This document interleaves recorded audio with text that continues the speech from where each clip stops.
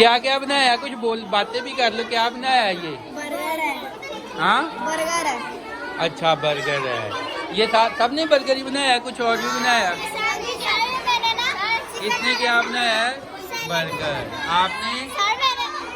चलें जी। और ये इस बच्ची ने क्या बनाया? वाह जी वाह, बड़ी जबरदस्त पैकिंग की है। चिकन वाला सैलेड, मकरोनी। हाँ जी, बोलते जाओ क्या क्या बनाया है। ये देखें जी, कितनी कितनी प्यारी चीज़ें बनाई हैं। इसकी वजह ये है ताकि बच्चे जो हैं, बच्चियाँ, उनको कुकिंग का जो है ना एक्सपीरियंस हो जाए। और ये देखें, बच्ची ने तैयार करके ये अभी पैक किया है। वाह ज़बरदस्त। ठीक है जी, बहुत प्यारी चीज़ें बनाई हुई हैं। वो उधर खाने वाले फ्री नहीं, खाने वाले मुफ्त, वो मुफ्त बैठे हुए हैं।